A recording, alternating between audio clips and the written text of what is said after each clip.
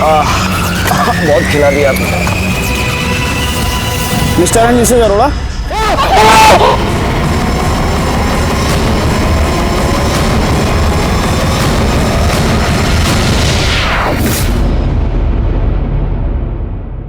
नमस्कार, मैं senior inspector Rajesh Jadhav crime petrol Dastak के आज के इस भाग में आप सबका स्वागत करता हूँ। आमतौर पर लड़कियों या औरतों के ऊपर होने वाले एसिड अटैक्स की खबरें हम अखबार में पढ़ते हैं या उनके बारे में सुनते हैं, लेकिन किसी मर्द पर एसिड अटैक हुआ हो, यह घटना अपने आप में बहुत रेयर है। मैंने अपने लंबे पुलिस करियर में ऐसा कोई भी केस हैंडल नहीं किया था, लेकिन जब मेरी पोस्टिंग मुंबई के बांगुर नगर पुलिस स्टेशन में हुई थी, तब धीरज अरोड़ा पर हुए एसिड अटैक का अजीबोगरीब केस मेरे सामने आया था। प्लीज जल्दी लेकर चलिए, धीरज सब ठीक हो जाएगा, धीरज सब ठीक हो जाएगा, प्लीज आइए डॉक्टर साहब। आईसीयू में जल्दी। मैडम आप यहाँ पे रुकिए, चलो आईसीयू में, हरी अप।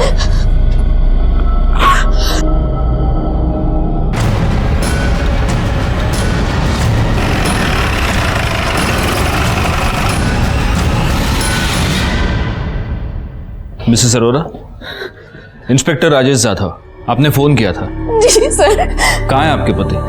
सर अंदर है। आपको किसी पर कोई शक कौन कर सकता है? पता नहीं सर। कहीं ऐसा तो नहीं मिसेस अरोड़ा कि ये एसिड अटैक आप पर करना था और गलती से आपके पति पर हो गया? पता नहीं सर, मुझे कुछ समझ नहीं आ रहा है, कौन है, क्या, क्यों करेगा कोई ऐसा। ओके काम डाउन, आइए आप बैठिए प्लीज प्लीज। निकाल सर, जरा पानी आना। मैडम, आपका हाल फिलहाल में किसी के साथ कोई झगड़ा या आपकी कोई पुरानी दुश्मनी? नहीं सर, ऐसा कुछ नहीं है। अच्छा, एग्जैक्टली हुआ क्या ये बताइए। सर मैं और मेरे हस्बैंड हमेशा की तरह रात को खाना खाने के बाद नीचे बिल्डिंग में वॉक करने गए। बाप रे स्वाति, इस तरह से नान और बटर चिकन खिला दे रहोगे ना तो कल से वॉक की जगह जिम ज्वाइन करना पड़ेगा। तारीफ करना तो कोई तुमसे सीखे। चलो ठीक है, आज 20 मिनट की जगह आधा घंटा वॉक कर लेते हैं, ओके? पर प्लीज 2 मिनट बैठते हैं। Dheeraj please come. तुम भी ना। बस 2 minute please. Mister and missus Arora ji? लीजिए पानी लीजिए।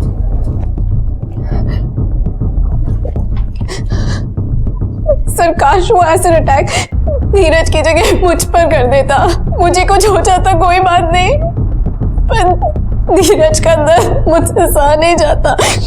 प्लीज अपने आप को संभालिए प्लीज। ये आपके हाथ को क्या हुआ? सर वो थोड़ा सा एसिड छलक के मेरे हाथों पर आ गया था, तो मैंने दवाई लगाई है सर मैंने सेम ऑइंटमेंट धीरज के फेस पर भी लगाई थी ताकि बर्न का इफेक्ट ज्यादा ना हो। थैंक गॉड आपने उन्हें फर्स्ट एड दी थी मिसेस अरोड़ा। उनकी सिर्फ बाहर की स्किन बर्न हुई है, अंदर की स्किन बच गई है। तो क्या हम धीरज का बयान ले सकते हैं? इम्पॉसिबल। उनकी जीभ पे एसिड का इफेक्ट हुआ है, वो बोल नहीं सकते। बोल नहीं सकते तो लिख तो सकते हैं। That is also not possible. वो जब फेस पे एसिड गिरा तो उन्होंने अपने हाथ से उसको छुआ था, तो उंगलियां सारी बर्न हो गई है। It will take time. कितना? करीबन 7 से 10 दिन तो लग ही जाएंगे जीभ को हील होने के लिए। डिपेंड करता है उनकी बॉडी मेडिसिन को कैसे रिस्पॉन्ड करती है। मिसेस अरोड़ा, आप हॉस्पिटल के अकाउंट डिपार्टमेंट में 5 लाख रुपये जमा कर दीजिए। 5 लाख? अब ये ट्रीटमेंट और प्लास्टिक सर्जरी में इतना खर्चा तो हो ही जाएगा। सर हमारे सारे अकाउंट्स धीरज ही हैंडल करते हैं, अकाउंट्स में इतने पैसे हैं या नहीं मुझे नहीं पता, और सर अगर हैं भी तो उन्हीं के सिग्नेचर्स लगेंगे चेक से निकालने के लिए। हाँ, आपके पति क्रेडिट कार्ड यूज़ करते हैं? नहीं सर, हम लोग क्रेडिट कार्ड्स नहीं यूज़ करते। वेल, जो भी है कोई ना कोई सॉल्यूशन तो आपको ढूंढना होगा, और वो भी बहुत जल्दी। धीरज अरोड़ा पर हुए एसिड अटैक के बाद स्वाति अरोड़ा की मुश्किलें और भी बढ़ रही थी। इस हादसे तक ये मिस्टर एंड मिसेस अरोड़ा बहुत ही खुशहाल जिंदगी जी रहे थे, लेकिन अब वो एक भयानक जुर्म का शिकार हो गए थे। और फिर हमेशा की तरह वही सवाल मेरे दिमाग में उभरा कि क्या इस अरोड़ा दंपति को इस होने वाले जुर्म की दस्तक मिली थी? जरूर मिली होगी, लेकिन वो उस दस्तक से सतर्क नहीं हुए, सचेत नहीं हुए, और नतीजा हुआ धीरज अरोरा पर उनकी ही सोसाइटी की गार्डन में हुआ एसिड अटैक।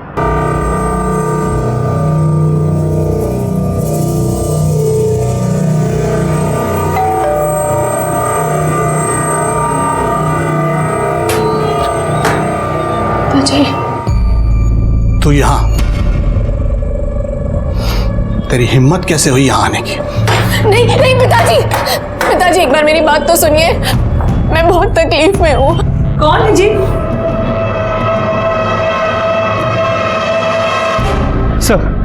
सर धीरज अरोरा, जिस पर रात में एसिड अटैक हुआ था, उसके बिल्डिंग के कंपाउंड से ही एसिड की बोतल मिली है। पता करो ये एसिड की बोतल किस दुकान से खरीदी गई, आसपास के एरिया में पता करो। जी सर। और सर धीरज अरोरा के बिल्डिंग की सीसीटीवी फुटेज दिखाओ।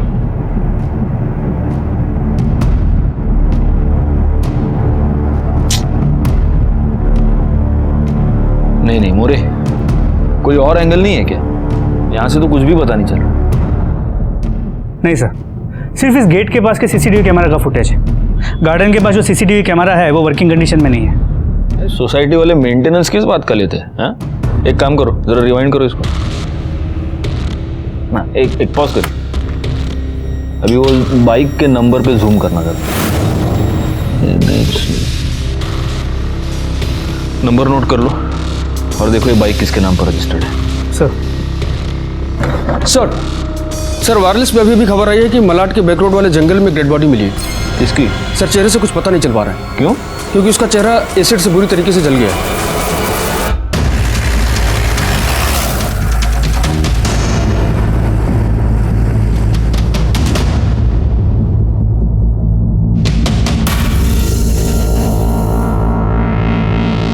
सर ऐसा लगता है कि ये लाश 2 दिन से यहाँ पड़ी हुई है।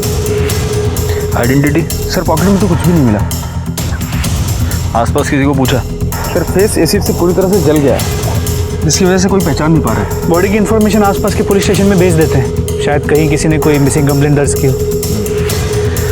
पंचनामा करो और पोस्टमार्टम के लिए भेजना। सर मलाड बैक रोड के जंगल में जो बॉडी मिली थी उसकी पोस्टमार्टम रिपोर्ट, मौत 23 जुलाई को हुई है और चेहरे पे एसिड ही फेंका गया। मौत का कारण लिखा गया है एंजाइटी, मतलब एसिड अटैक से बेचारा डर कर ही मर गया। सर बॉडी के डिटेल्स को आसपास के पुलिस स्टेशन में भेज दिया है, लेकिन अब तक कहीं भी कोई मिसिंग कंप्लेंट या कोई इंक्वायरी रजिस्टर नहीं हुई है। उनको बोलना मॉर्ग में बॉडी 1-2 दिन और रहने दो, वेट करने को बोला उनको।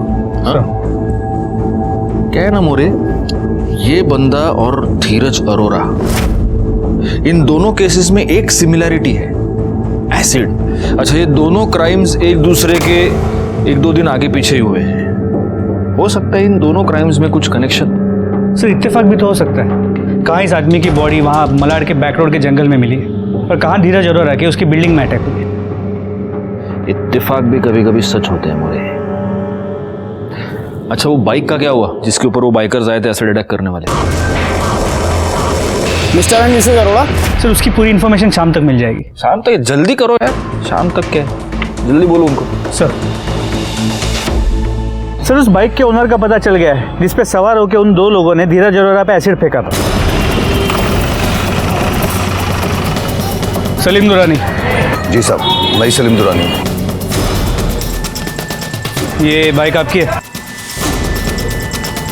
जी साहब। और ये दुकान? सब दुकान भी मेरी है। ये तुम्हारे यहाँ से खरीदा गया? जी साहब, ये मेरी दुकान। चलो। क्या हुआ सर? बाकी की बातें थाने में करेंगे। सलीम दुर्रानी। मोरे देखो, फोटो देखो।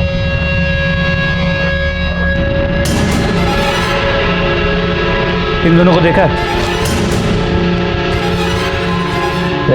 नहीं जानते? नहीं साहब, ऐसा खींच के मारूंगा ना, इधर का गाल उधर हो जाएगा।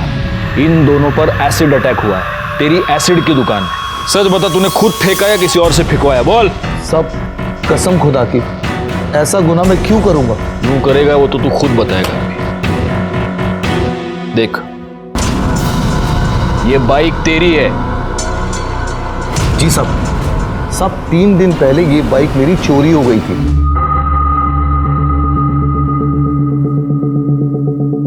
FIR दिखा। बाइक चोरी हुआ ना, कंप्लेंट किया ना, दिखा। साहब FIR तो नहीं कराई, वो सब पुरानी बाइक है, मैं ज्यादा यूज नहीं करता था ना साहब ये बाइक। तुम जैसे लोगों की वजह से ना क्राइम रेट बढ़ता है। साहब मैं अपने बीवी बच्चों की कसम खा के कहता हूँ साहब, ना मैंने ये तेजाब किसी पे फेंकवाया, ना मैंने फेंका है साहब। तेरे दुकान में CCTV कैमरा है? मोरे मोरे रुको, पीछे लो। ये इन दो लड़कों पे जूम करना जरा। कोई पहचान वाले लगते हैं क्या? नहीं सर, किसी रेगुलर बाइक चोरी गैंग के नहीं लगते। देख लो, जानते हो इन दोनों को? देखो। हाँ साहब, ये लोग कुछ दिन पहले ही मेरी दुकान पे आए थे। भैया एक एसिड की छोटी बोतल देना। किसकी? एसिड किस लिए चाहिए? संडास साफ करना है, पुराने जमाने का है ना तो पीला पड़ चुका है। अच्छा एक सेकंड, ये लो, ये चकाचक टॉयलेट साफ कर देगा। अरे एसिड की दुकान चलाते हो ना तुम? तुमको इतना भी मालूम नहीं ऐसे किसी को भी एसिड बेचना अपने आप में क्राइम है? साहब गलती हो गई, माफ कर दीजिए, आगे से नहीं होगा सर। जाओ अभी। और हाँ, जब तक ये केस सॉल्व नहीं होता शहर छोड़कर जा नहीं सकते, समझे? जी साहब।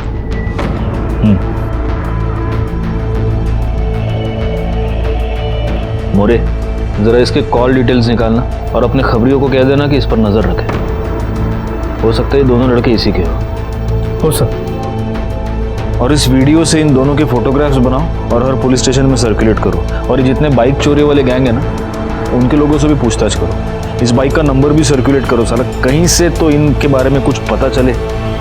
सर साधारण सा लगने वाला धीरज अरोरा एसिड अटैक केस बहुत ही पेचीदा होता जा रहा था। अगर वो दो चोर पकड़े जाते तो शायद ये केस सॉल्व हो जाता, लेकिन वो दोनों फरार थे। और चूंकि वो नए चोर थे, उनकी कोई भी हिस्ट्री, उनकी कोई भी पहचान हमारे पास नहीं थी। अगर उस लावारिस लाश की पहचान हो जाती तो शायद हमें ये पता चलने में आसानी होती कि क्या उस मर्डर में और धीरज अरोरा के केस में कोई कनेक्शन है या नहीं, लेकिन वो भी नहीं हो पा रहा था। ऐसे में हमारी सारी उम्मीदें टिकी थी खुद धीरज अरोरा पर, यानी उसके ठीक होने पर। मैडम प्लीज आप इतने पैसे तो लीजिए, आप मेरे पति का इलाज तो शुरू कीजिए। देखिए मैडम, आप समझने की कोशिश कीजिए, हम लोग पार्ट पेमेंट नहीं ले सकते, मेरी नौकरी चली जाएगी। प्लीज आप एक बार आगे बात तो कीजिए ना। मिसेस अरोरा, क्या हुआ? सर वो धीरज के इलाज के लिए पूरे पैसों का अरेंजमेंट नहीं हो पा रहा है। मैंने बताया था ना, सारे पैसे उनके अकाउंट में और उनकी उंगलियां जल गई हैं तो कुछ नहीं कर पा रहे। मैंने सारी ज्वेलरी बेच के बहुत मुश्किल से ये पैसे अरेंज किए, पर सर हॉस्पिटल वाले नहीं मान रहे। Sorry sir, it's against our policy. Madam, आपके कोई रिश्तेदार नहीं है जो मदद कर पाएंगे? मतलब आपके माँ बाप, सास ससुर? नहीं सर, मैं अनाथ हूँ और मेरे सास ससुर मुझसे नफरत करते हैं। उन्होंने मदद करने के लिए मना कर दिया। हमारे बेटे ने जिस दिन तुझसे शादी की थी ना, उस दिन वो हमारे लिए मर गया था।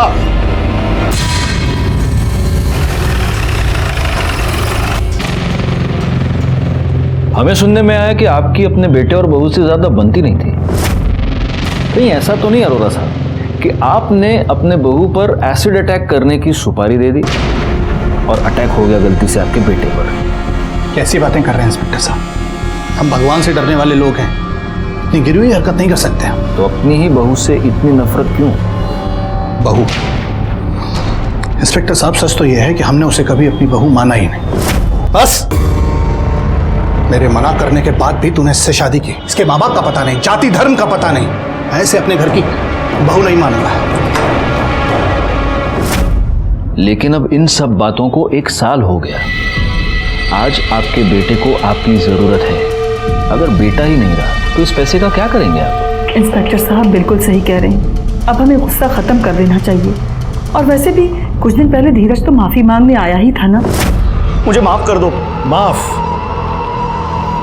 माफी मांगने से कोई फायदा नहीं है धीरज, हम लोग फैसला कर चुके हैं बेटा, हम अपना बिजनेस वाइंड अप कर देंगे और सब कुछ ट्रस्ट को देकर हम दोनों हरिद्वार चले जाएंगे। अरे पर डैड, आप ऐसा कैसे कर सकते हो? इतना बसा बसाया बिजनेस आप ऐसे कैसे बांट सकते हैं? देखो, आई एम सॉरी, मैं मानता हूं कि मुझसे गलती हुई है। देखिए, इसीलिए मुझे अभी भी लग रहा है कि आपको अपनी बहू पर एसिड अटैक करवाना था और गलती से हो गया बेटे पर।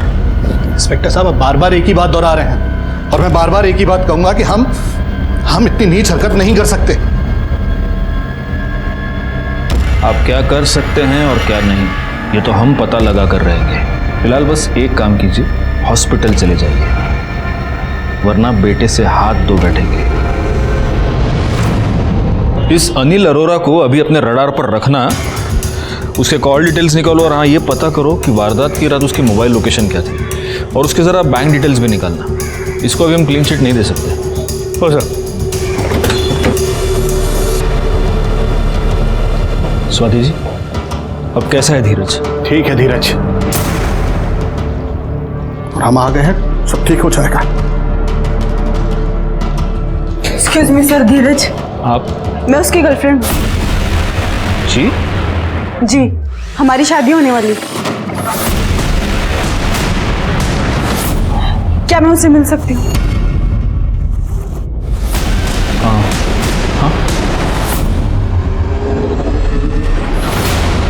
बेबी, क्या हुआ ये सब?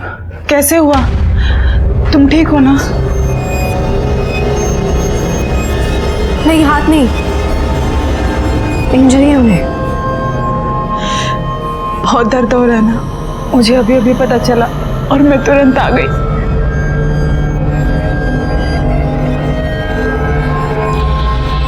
आपने क्या नाम बताया था अपना? श्रेया। आपको बांगूर नगर पुलिस स्टेशन में आके हमसे मिलना होगा। सर, मेरा और धीरज का पिछले 6 महीने से अफेयर था और हम दोनों शादी करने वाले थे। और ये बात किस किस को पता थी? सर, मुझे और धीरज को। इनफैक्ट वो तो स्वाति से डिवोर्स लेने ही वाला था। श्रेया, मेरा घर और बिजनेस दोनों मेरे और स्वाति के नाम से जॉइंट है। बस एक बार मॉम डैड से बात करके ये स्वाति के साथ का सेटलमेंट वर्कआउट कर लो, फिर स्वाति को भी डिवोर्स दे दो। कहीं ऐसा तो नहीं हुआ श्रेया जी कि आपको बहुत गुस्सा आ गया क्योंकि ये धीरज आपको सिर्फ टहला रहा था, आपसे शादी करने का तो कोई इरादा था नहीं, और इसीलिए उस गुस्से में आपने ही वो एसिड अटैक करवाया? मैं ये सब क्यों करूंगी? मैं तो धीरज पे ट्रस्ट करती हूँ और धीरज मुझसे शादी करने वाला है। In fact Swati is a cheat. Enough Dheeraj, कितनी पियोगे? अरे नहीं पियूंगा तो घर जाकर उस धोखेबाज को झेलूंगा कैसे? कौन धोखेबाज? मेरी बीवी स्वाति, और कौन? क्या नहीं किया मैंने उसके लिए? शादी होते ही प्रॉपर्टी बांट दी, हनीमून पे फॉरेन ले गया, साली ने मुझे ही चीट किया, वो भी एक 2 टके के एग्जीक्यूटिव के लिए। सर, मुझे नहीं लगता कि धीरज का किसी के साथ कोई अफेयर हो सकता है। वो मुझसे बहुत प्यार करते हैं सर। और आप भी उनसे उतना ही प्यार करते हैं? आपका किसी के साथ कोई अफेयर? सर, ये आप कैसी बात कर रहे हैं? मेरा किसी के साथ कोई अफेयर नहीं है और ना कभी था। राजीव गौड़ कौन है? सर, वो तो दोस्त है। जब मैं धीरज के लिए लोन की बात करने गई थी तो उन्होंने मेरी हेल्प की थी। Hello ma'am, hi, this is Rajiv Kaur, how can I help you? वो मुझे लोन के बारे में पूछना था। श्योर, डेफिनेटली, आइए ना प्लीज। तो अब आपकी राजीव गौड़ से वो दोस्ती अब नहीं है? नहीं सर, इनफैक्ट उनका तो बैंगलोर वाली ब्रांच में ट्रांसफर हो गया और वो बैंगलोर में ही है। कहीं ऐसा तो नहीं स्वाति जी कि आपको भी जाना तो बैंगलोर ही था, इसीलिए आपने आपके पति पर ये एसिड अटैक करवाया ताकि रास्ते का कांटा निकल जाए और आप बैंगलोर? सर, आप इतनी इनसेंसिटिव बात कैसे कर सकते हैं?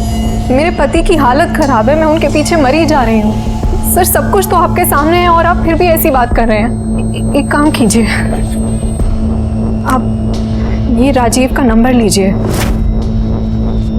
सर, आप उनसे बात कर लीजिए। वो वहीं बैंगलोर में है, वो अपनी दुनिया में खुश है और मैं अपनी दुनिया में, और मेरी दुनिया सिर्फ धीरज है।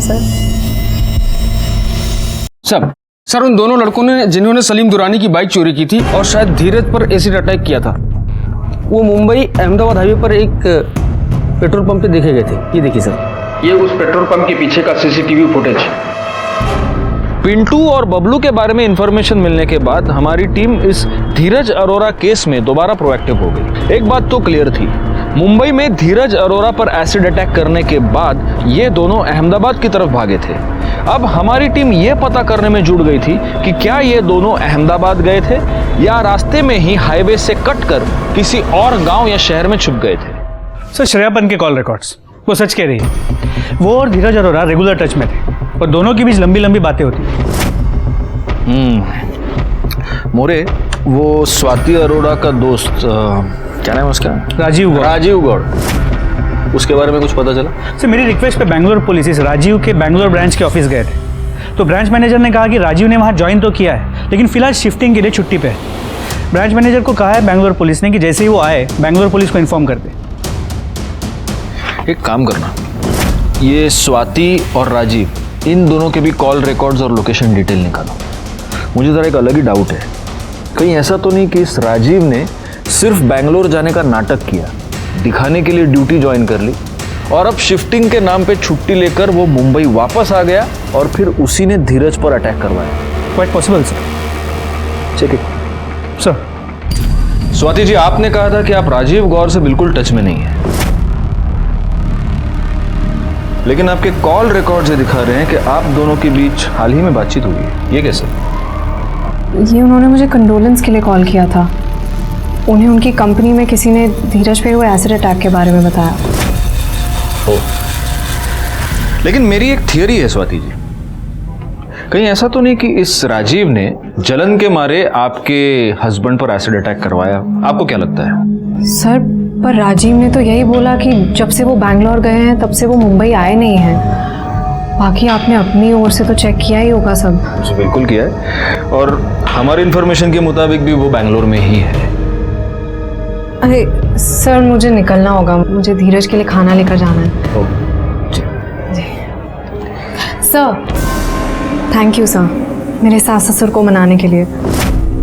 अगर आप नहीं होते तो धीरज का इलाज नहीं हो पाता और मुझे मेरा मंगलसूत्र वापस नहीं मिल पाता। थैंक यू की कोई ज़रूरत नहीं है, पुलिस होती ही मदद के लिए।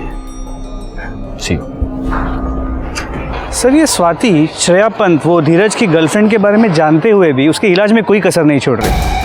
ऐसे बीवी को डिवोर्स देने के बारे में धीरज सोच भी कैसे सकता है?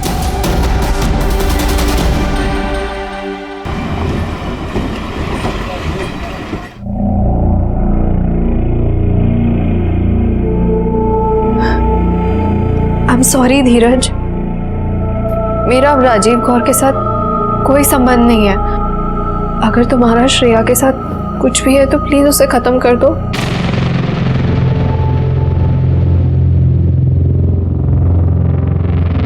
अब समझ में आया कि हमारे बेटे ने हमसे ऐसा क्यों कहा।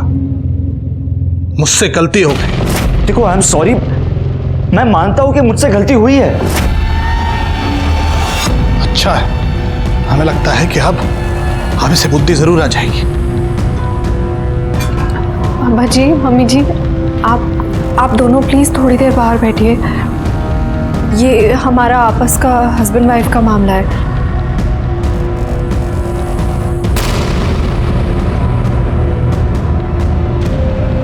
अरे धीरज, तुम ठीक हो गए? थैंक गॉड, मैं तुम्हारे लिए फ्रूट्स लेके आई।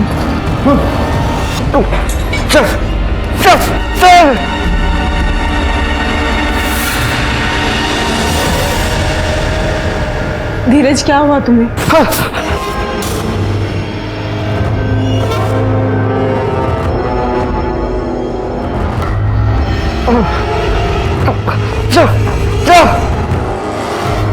आप प्लीज जाइए यहाँ से, इनकी तबीयत बिगड़ रही है। आप जाइए वरना मुझे हॉस्पिटल स्टाफ को बुलाना पड़ेगा।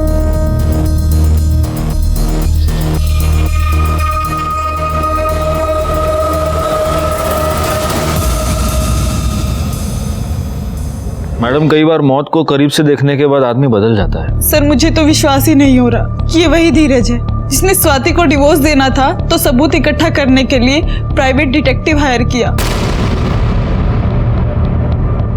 Private detective? Yes sir. आपको उसका नाम पता? सुनील सिंह। सुनील सिंह? जी सर, एक सुनील सिंह प्राइवेट डिटेक्टिव को मैं जानता हूँ। अगर ये डिटेक्टिव वही है तो फिर उससे बातचीत हो सकती है। बुलाओ इसे। लीजिए सिंह साहब, चाय आ गई। Black T good for health. Thank you. Really? या प्लीज.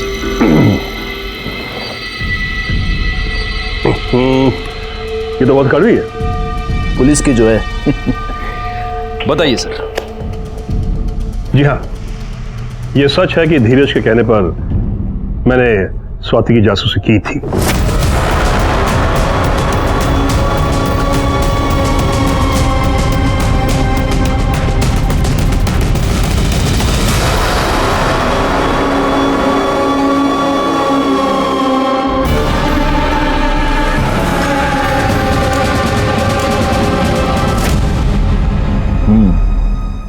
तो वो सारे फोटोग्राफ्स? सर केस खत्म, फाइल बंद, मैंने सब जला दिया. वेल, अब मैं जाऊं. You know sir, I am the busiest detective in Mumbai. Of course. लेकिन आपको वापस आना पड़ेगा. अगली बार जब आप आएंगे तो हमारे यहाँ की एक स्पेशलिटी खिलाऊंगा मैं आपको. Sure, any time. Nice meeting.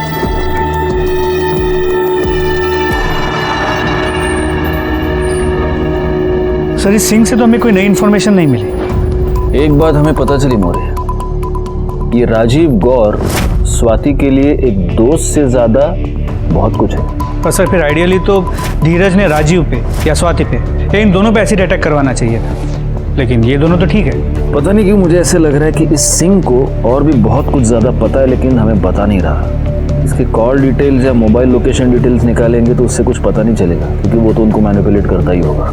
इसकी कुंडली निकालने के लिए इसके बैंक अकाउंट के डिटेल्स निकालो. सर.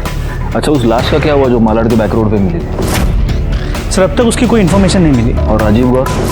सर इस राजीव गौर ने अब तक बैंगलोर पुलिस स्टेशन में रिपोर्ट नहीं किया. लेकिन वो है तो बैंगलोर में ही ना. जी सर. स्वाति ने बताया था कि जब उसकी बात हुई थी राजीव से वो बैंगलोर में था, और उसके मोबाइल लोकेशन के हिसाब से भी वो बैंगलोर में ही था. नहीं, बहुत हो गया. बैंगलोर पुलिस को बोलो कि उसकी मोबाइल लोकेशन ट्रेस करे और उठा ले उसको इंटरोगेशन में. जी सर.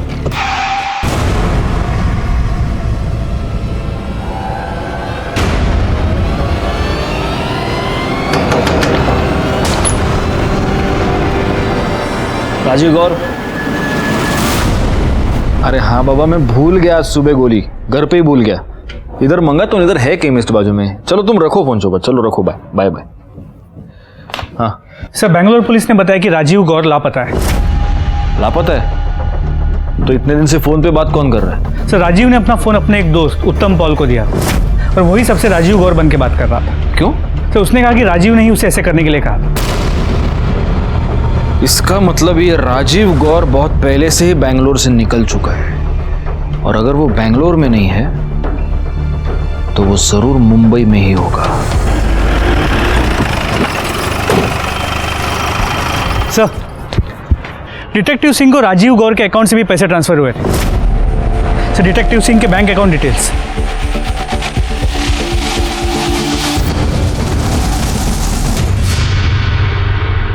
सिंह साहब, आप पिछली बार यहाँ आए थे तो मैंने आपको कहा था कि हमारे यहाँ की एक और स्पेशलिटी मैं आपको खिलाऊंगा. ये लीजिए, वड़ा पाव विद तीखी हरी मिर्च. No sir, no fried stuff for me. अरे सिंह साहब, क्या बात कर रहे हैं? मुंबई में कभी कोई वड़ा पाव को ना नहीं कहता. प्लीज प्लीज प्लीज लीजिए. I insist please. He is insisting. Thank you.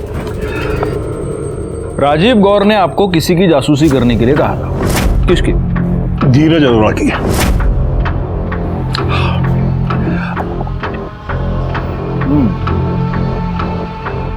बड़े कमाल के डिटेक्टिव हैं आप.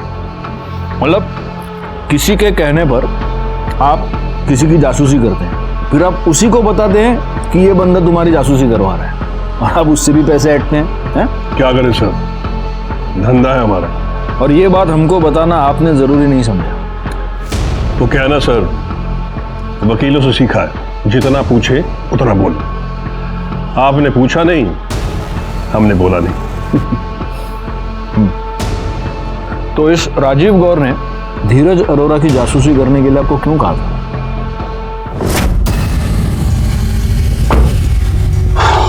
मैं बस कंफर्म करना चाहता हूं कि राजीव अरोड़ा कैसा आदमी, क्या रियलिटी में वो अपनी वाइफ के साथ लॉयल है या फिर उसका भी किसी के साथ एक्स्ट्रा मैरिटल अफेयर चल रहा है.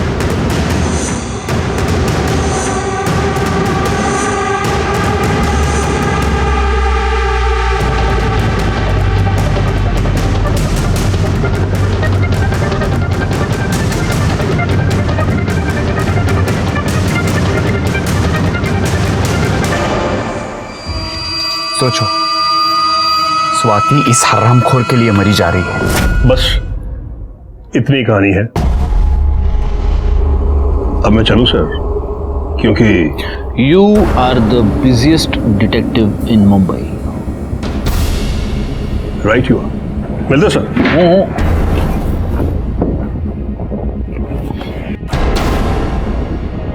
मोरे, अपने किस खबरी को इस पर नजर रखने के लिए बोला। ये शाना अभी भी हमसे कुछ छुपा रहा है। और इस राजीव गौर का जो मुंबई का फ्लैट है वहां पर चेक करो, शायद कुछ पता चले। ओ सर।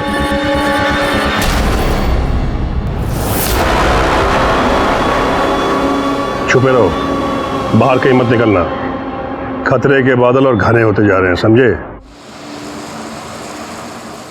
सर, राजीव गौर अपने मुंबई के एड्रेस पे भी नहीं मिला और उसके पड़ोसियों ने भी यही कहा कि वो बैंगलोर शिफ्ट हो गया है।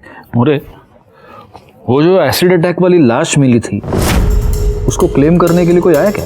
नहीं सर, उस बॉडी की अब तक कोई भी लीड नहीं मिल पाई है। कहीं ऐसा तो नहीं कि वो लाश राजीव गौड़ की है? इट इज पॉसिबल, हो सकता है। देखो, मेरी एक ना बहुत ऐसी एक फारफिश थियरी है। ऐसा हो सकता है कि ये राजीव गौर स्वाति का यानी कि धीरज अरोरा की बीवी का आशिक था, तो ऑब्वियसली वो धीरज अरोरा से जलता होगा। और धीरज अरोरा को यह पता चल चुका था कि राजीव गौर उसकी बीवी का आशिक है, वो राजीव गौर से जलता था।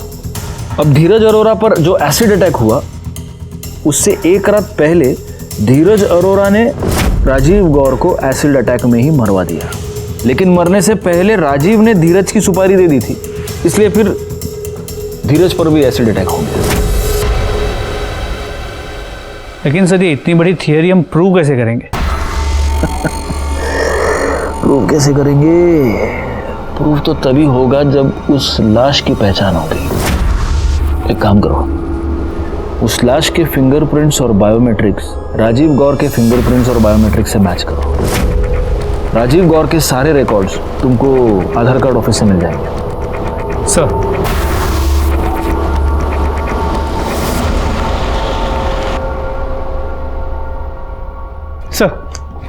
राजीव गौर के बायोमेट्रिक्स उस बॉडी से नहीं मिल रही जो हमें मलाड बैक रोड के जंगल में मिली थी।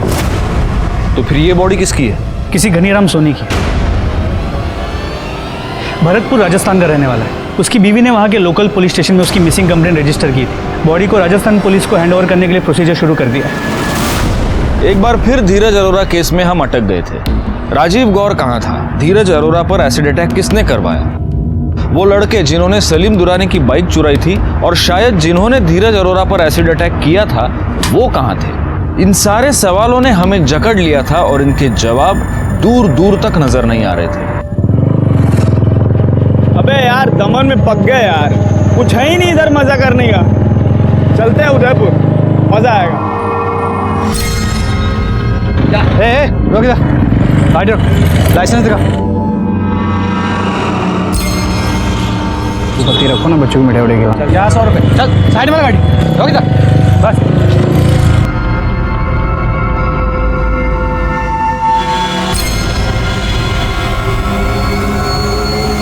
रमाकांत, गाड़ी के अंदर डालो। ये लोग मुंबई से भागे हुए चोर हैं। चलो चलो, लाइसेंस नहीं दिया, जेल में डालेंगे साहब। सर, वो दो चोर जिन्होंने सलीम दुरानी की बाइक चुराई थी और शायद धीरज अरोरा पे एसिड अटैक किया था, दोनों दमन में पकड़े गए। फौरन दमन जो उनको लेकर आओ मुंबई। सर,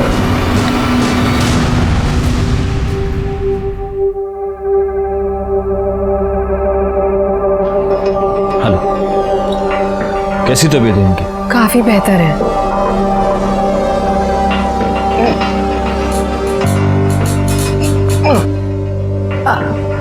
सर, पूछ रहे हैं कुछ पता चला किसने इनके साथ इतनी घिनौनी हरकत की? अभी तक तो नहीं चला, लेकिन हमारी कोशिश जारी है।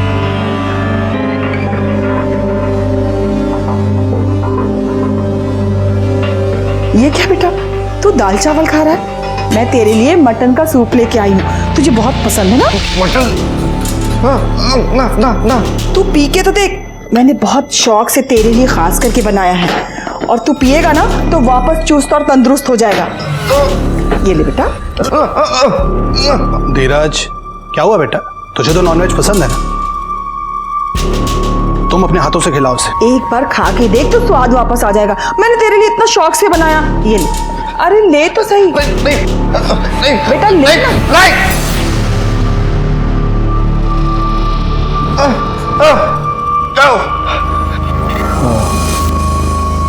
हम लोग चलते हैं।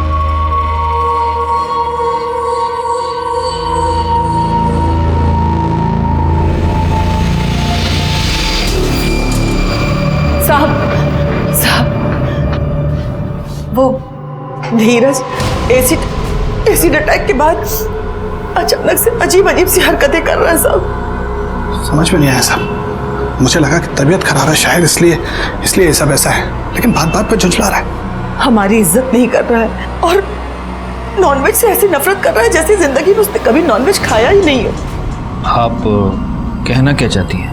साहब मैं एक माँ हूँ और माँ होने के नाते मेरा दिल ये मानने को तैयार नहीं कि मेरा बेटा अचानक से ऐसे बदल जाएगा। साहब कुछ तो गड़बड़ है साहब। Excuse me. हाँ ओके, मैं आ रहा हूँ। देखिए मुझे अभी अर्जेंटली निकलना पड़ेगा, लेकिन मैं दोबारा आप लोगों से कांटेक्ट करूंगा। या थैंक्स।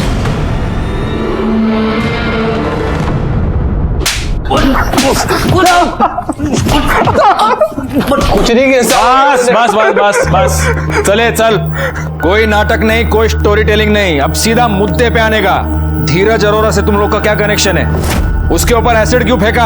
हाँ सर हमारा कोई कनेक्शन नहीं, जो भी किया सर हमने सिर्फ पैसों के लिए किया था सर। मोरे फोटो दिखाओ इनको, ये फोटो देखो और बताओ इनमें से किसने सुपारी दी थी? कौन था? अरे एक दूसरे का थोपड़ा नहीं, इधर देखो कौन था इनमें से? नहीं साहब हम इनमें से किसी को नहीं जानते। अरे इनमें से कोई भी नहीं था तो कौन था? साहब वो टोपी लगाता है ऐसे गोल सा और हाथ से पाइप पीता रहता है। डिटेक्टिव सिंह।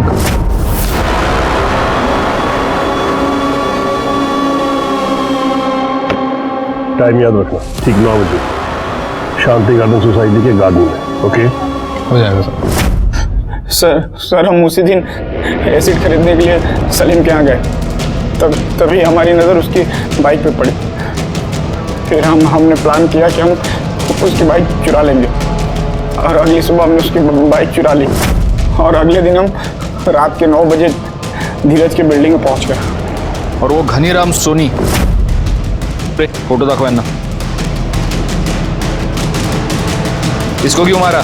हाँ हमने नहीं मारा साहब। तो तुम्हारी मोबाइल लोकेशन मर्डर स्पॉट की क्यों है?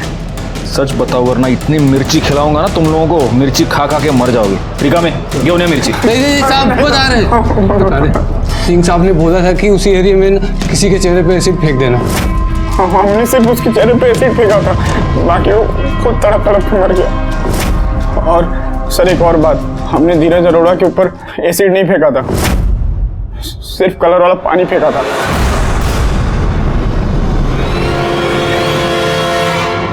नॉट पॉसिबल इंस्पेक्टर, वो एसिड का ही अटैक था। उनके चेहरे पर एसिड के बर्न्स है। हम सच बोल रहे हैं साहब, हमने पानी फेंका था। सिंह साहब ने हमें पानी फेंकने के लिए ही कहा था। जी हाँ सर, मैंने उनसे पानी फेंकने को कहा था और किसी एक पर एसिड। ऐसा क्यों किया आपने? सर मुझे राजीव गौर ने कहा था और उसने इस काम के लिए मुझे पैसे दिए थे। राजीव गौर कहाँ है? सर केस खत्म होने के बाद मैं अपने क्लाइंट्स के टच में नहीं रहता, मुझे नहीं पता वो कहाँ है। आप फंस चुके हैं मिस्टर सिंह, आपने जुर्म किया है, चार्जशीट में आपका भी नाम आएगा। तब तक हमारे मेहमान बने रहिए, बहुत बिजी रह लिए आप, सरकारी खर्चे पे आराम कीजिए। इस डिटेक्टिव सिंह ने जो बताया उससे एक बात तो साफ है कि इस पूरे प्लान का मास्टरमाइंड ये राजीव गौर ही है। लेकिन ये सब इसने किया क्यों? इसका क्या फायदा? और वो तो गायब भी है। मैं एक माँ हूँ और माँ होने के नाते मेरा दिल ये मानने को तैयार नहीं कि मेरा बेटा अचानक से ऐसे बदल जाएगा। साहब कुछ तो गड़बड़ है साहब।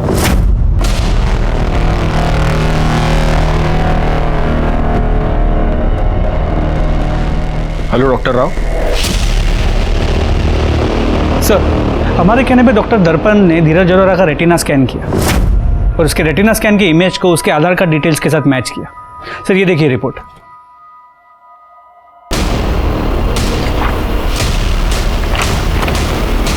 चलो मोरे, धीरज अरोरा से मिलते हैं। ये ले बेटा, आज मैं तेरे लिए वेज सूप लाई हूँ, ये तो पिएगा ना? ये बहुत तो अच्छा किया माँ जी, आप वेज सूप लेकर आ गए। आपको चिंता थी ये मटन क्यों नहीं खा रहा, ये कैसे खा सकता है, ये वेजिटेरियन है।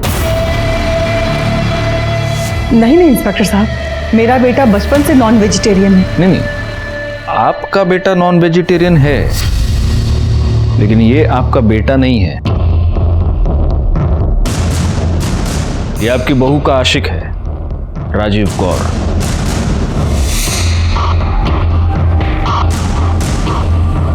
सर, ये आप क्या कह रहे हैं सर? ये मैं नहीं कह रहा हूं स्वाति जी, ये जो बायोमेट्रिक रिपोर्ट है ना इसकी, ये कह रही है। बहुत धोखे में रखा आपने हमको स्वाति जी और राजीव गौड़, लेकिन डिटेक्टिव सिंह ने हमें सब कुछ बता दिया है। आधी बात हमें पता चल चुकी है, अब पूरी बात आप हमें बताएंगी। मुझे सिंह ने बता दिया था कि धीरज मुझे डिवोर्स देकर उस श्रेया से शादी करना चाहता है।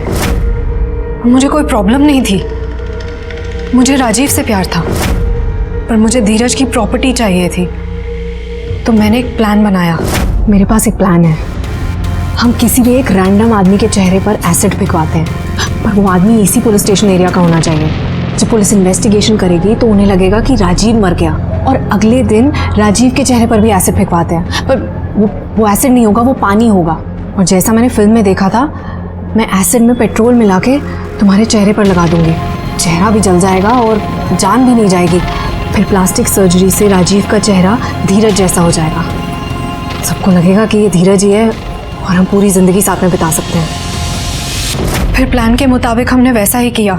रात के अंधेरे में गुंडों ने राजीव के चेहरे पर पानी फेंका और चेहरा जलने का बहाना करके हम ऊपर फ्लैट में चले गए। Listen to me, मुझसे नहीं होगा। क्या बात कर रहे हो राजीव? शादी करनी है ना? करनी है ना?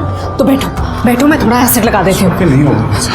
देखो, प्रॉपर्टी चाहिए तो ये करना पड़ेगा। जलेगा, मुझसे नहीं होगा। अरे मैं एसिड में पेट्रोल मिला के लगा रही हूँ, तो ज्यादा कुछ नहीं होगा, थोड़ा सा जलेगा, सह लेना।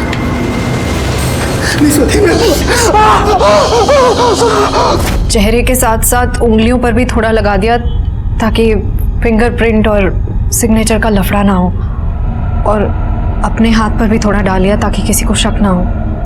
पुलिस को गुमराह करने के लिए आपने राजीव का फोन बेंगलोर में ही छोड़ा, उसके एक दोस्त के पास, लेकिन हमें पता चल गया कि राजीव बेंगलोर में नहीं है। लेकिन एक बात हमें अब तक पता नहीं चली है स्वाति, आपके असली पति धीरज अरोरा वो कहाँ है? उसे तो मैंने और राजीव ने पहले ही मार दिया था और बोरीवली के जंगल में फेंक दिया। एक बात मैं समझ नहीं पा रहा हूँ स्वाति, ये सारे आइडियाज तुमको आए कहाँ से? मैंने एक फिल्म में देखा था। फिल्मों में जो दिखाया जाता है वो फिक्शन होता है, फिक्शन।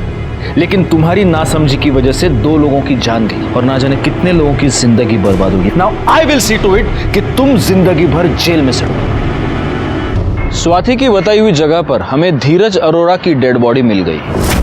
स्वाति को अरेस्ट कर लिया गया, आज भी उस पर कानूनी कार्रवाई चल रही है। राजीव गौर के जख्म अभी भी भरे नहीं हैं और इसलिए मेडिकल ग्राउंड्स पर वो आज भी अस्पताल में है। लेकिन जैसे ही हमें डॉक्टर से क्लियरेंस मिलेगा, घनीराम सोनी और धीरज अरोरा के मर्डर केस में उस पर भी कानूनी कार्रवाई की जाएगी। हमारे आज के एपिसोड की दूसरी कहानी। ऐसा सबक सिखाएंगे छुरी ने कि जिंदगी न बचेगी याद रखने को।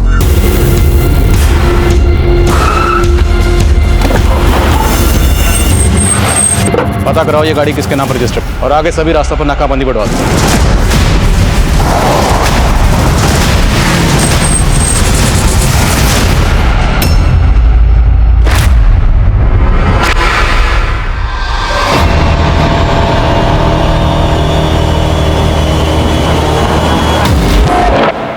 हेल्पर वाली ठीक रहेगी? उस्ताद जी, ये ठीक नहीं कर रहे आप, बुरा फंसेंगे। अरे फट्टू चल साइड हो।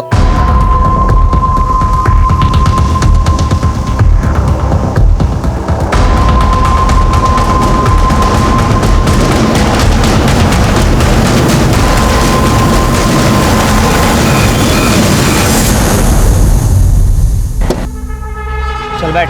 उस्ताद जी मैं गलत काम नहीं कर सकता। अरे उस्ताद जी और तू क्या है मेरा हेल्पर, और जो उस्ताद जी बोलेगा वही तू करेगा। चल बैठ जा जल्दी।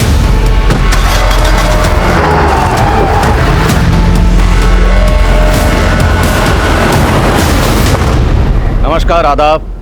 मैं inspector Adil Khan crime petrol Dastak में आपका स्वागत करता हूं। 11 जून 2018 दिन के तकरीबन 3 बजे दिल्ली में खुलेआम वो गाड़ी चुराई गई थी, और हैरानी की बात यह थी कि वहां मौजूद लोगों को लगा था कि कुछ गलत हुआ है, बस सभी ने उस दस्तक को नज़रअंदाज किया। वो शायद इसलिए क्योंकि उनकी खुद की कोई चीज़ नहीं चुराई गई थी, पर वो लड़के जो कर गुजरे थे उसका खामियाजा बहुत भारी था, क्योंकि इस घटना के ठीक 2 घंटे बाद ये गाड़ी एक ऐसे अपराध में इस्तेमाल होने वाली थी जिसने पूरी दिल्ली में रेड अलर्ट कर दिया था और दिल्ली के तकरीबन सभी थानों में अफरा तफरी का माहौल पैदा कर दिया था।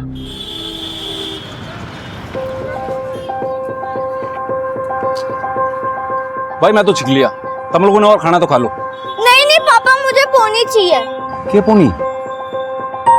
टट्टू मांग रही है, कितनी जिद कर रहे हैं, दिला दीजिए ना इसको। हाँ हाँ सोनू भाई, बेटा तू शेर का है, शौक तुझे टट्टू का है, नॉट मैचिंग। भाई कितने बताइए, ले काट ले। अरे बस क्या साहब, गोलगप्पे बेच रहा हूँ, सोना थोड़ी बेच रहा हूँ। अरे जेंटलमैन, आजकल लोग सोना कैश खरीदते हैं और चड्डी बनियान काटते हैं। ये लीजिए भैया, इसके मुंह मत लगिए, ये तो कपड़े समेत बेच के खा जाएगा। चल। तन्ने गोलगप्पे वाले के सामने मारी इंसल्ट क्यों की? चाहती क्या है तू?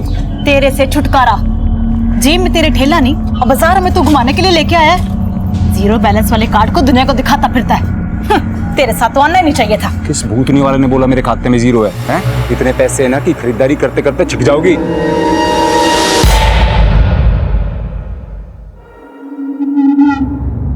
पिन तो बता के नहीं गया, कार्ड पकड़ा के चला गया। सर आरबीआई का रूल है, अगर आपका कार्ड थर्ड पार्टी इस्तेमाल करती है तो उसके लिए बैंक जिम्मेवार नहीं होता। कार्ड हमारी बीवी ने डाला था एटीएम के अंदर है।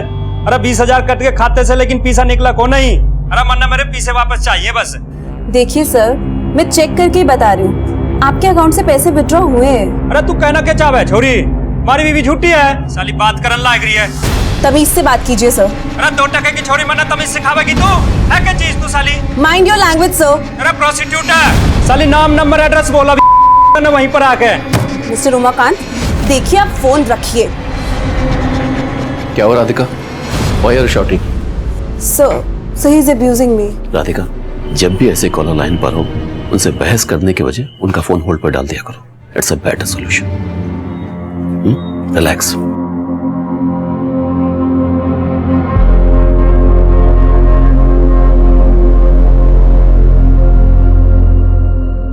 टेंशन ना लो आप, ऐसा सबक सिखाएंगे छुरी ने कि जिंदगी न बचेगी, याद रखने को। 10 मिनट में पहुंच रहे हैं ऑफिस के बाहर। आप जिस छुरी पे इशारा कर दोगे उसने उठा लेंगे। टेक इट इजी राधिका, मुझसे तो रोज एक ना एक कॉलर ऐसा टकराता ही है। हाँ राधिका, बेवकूफों की कमी नहीं है इस दुनिया में। बेवकूफ क्रिमिनल था वो, मुझसे तो ऐसे चिल्ला के रह गया, पर पता नहीं अपनी बीवी के साथ क्या क्या करता होगा।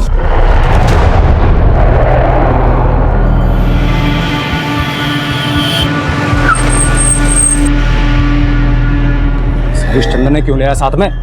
अरे इसको मालूम चल गया था हम लड़की उठाने वाले हैं, तो उसको भी साथ ले आया। तो भूतनी के वहीं काट देना चाहिए था ना इसको। अरे टेंशन ना लो उस्ताद, अपना हेल्पर है, हेल्प करेगा अपनी।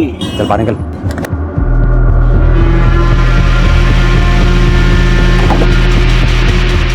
अरे क्या जरूरत थी हमारी बात सुनने की? शिवम बेटा, आपकी मम्मा बस अभी ऑफिस से निकली, 15 मिनट में आपके पास होंगी। ओके मम्मा, बट आज मेरे लिए क्या ला रहे हो? शिवम, राधिका कुछ भी मत लाना, अभी अभी इसको खिलौने दिला के लाया हूँ। अच्छा बेटा, राधिका बाय बाय। पापा से भी और मम्मी से भी। राधिका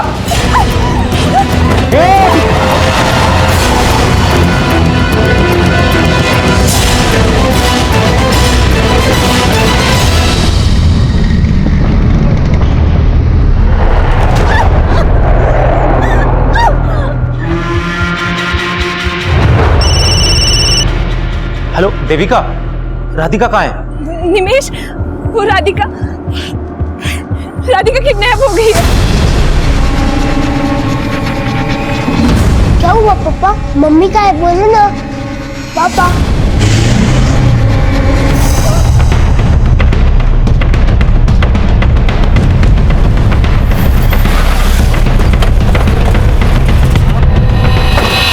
सर, उन लोगों ने हमारी कलीग राधिका को किडनैप कर लिया। कौन लोग थे वो? सर वो सब नहीं पता, मेरे स्टाफ ने मुझे बताया उनके सबके चेहरे ढके हुए हैं। ब्लैक कलर की एसयूवी में राधिका को लेकर के आए हैं। आप में से किसी ने गाड़ी का नंबर नोट किया? हाँ सर, मैंने अपने मोबाइल से खुद वीडियो रिकॉर्ड किया। रमन, पता कराओ ये गाड़ी किसके नाम पर रजिस्टर्ड है और आगे सभी रास्तों पर नाकाबंदी बढ़वा दो और दिल्ली के जितने भी बॉर्डर हैं सब पर चेकिंग बढ़वाओ। ये गाड़ी बिना चेकिंग के निकलनी नहीं चाहिए। Okay sir. सर, राधिका का पति निमेश आया है। सर मैं निमेश, राधिका का पति। सर कुछ पता चला सर? देखिए हम पता लगाने की कोशिश कर रहे हैं। आप ये बताइए आपकी राधिका से आखिरी बार बात कब हुई थी? सर अभी थोड़ी देर पहले राधिका से बात हो रही थी सर। उसकी फोन पे चीखने की आवाज सुनाई दी। उसके पास से सर फोन ही नहीं मिल रहा है उसका। फिर देविका का फोन आया और उसने बोला कि उसका किडनैप हो गया सर। क्या आपको किसी पर शक है? आपकी नज़र में कोई ऐसा है जो ये कर सकता है? कुछ समझ में नहीं आ रहा है कि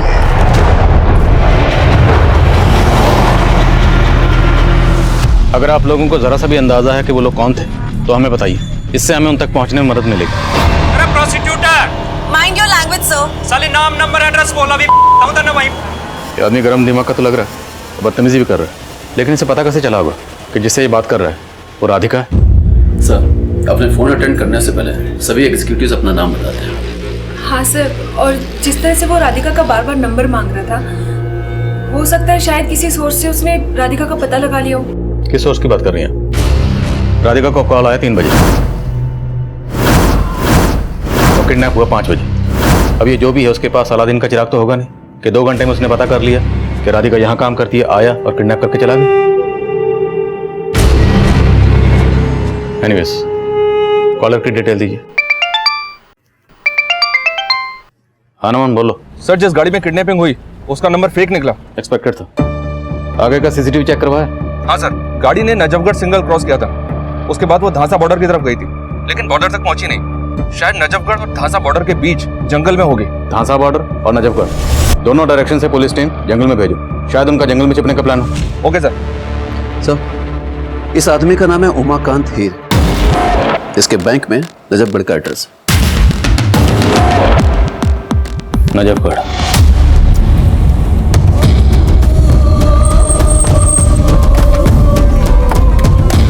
आप से ज्यादा छोड़ी ना रहा है।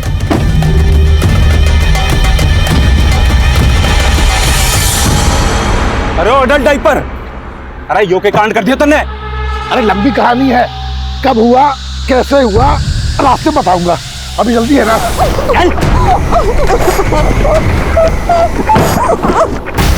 सुहागरात मना को जाके कि जंगल में चल बैठ तावड़ा से। अरे हेल्पर की नीयत भी ठीक लग रही मुझे। साला तुझे भी काट देंगे अडल्ट डायपर की लंबी कहानी की तरह। मुझे जान दो उस्ताद जी, मैं किसी को कुछ नहीं बताऊंगा। अरे तेरी ये मुराद भी पूरी कर देंगे।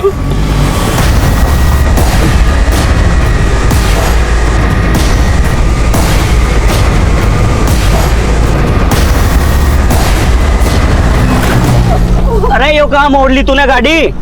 अरे बॉर्डर क्रॉस नहीं करना क्या? अरे इस अडल्ट डाइपर की लंबी कहानी ना सुननी की तन्ने। ओए टेंशन ना ले, गाड़ी की नंबर प्लेट भी नकली है। तुमने जिसे लंबा किया ना वो असली है।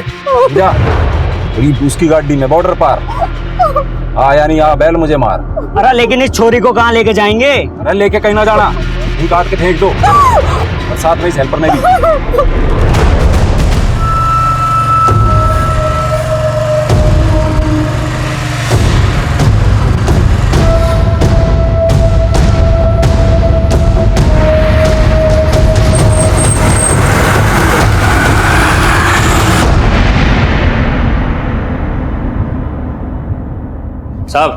साहब मानता हूँ कि गलती होगी और गुस्से में घना बोल गया मैं छोरी ने, लेकिन गलती वह छोरी की ना है, गलती तुम्हारी बीवी की है। साहब इसने झूठ बोला था कि एटीएम से 20,000 रुपए ना निकले, लेकिन पीछे तो ये निकाल के। तो इधर बीवी पे गुस्सा उतार दिया और वहाँ राधिका को उठा लिया। साहब क्या बात कर रहे हो आप? मन तो बेरा भी ना है कि उसका नाम राधिका है कि रुक्मणी है।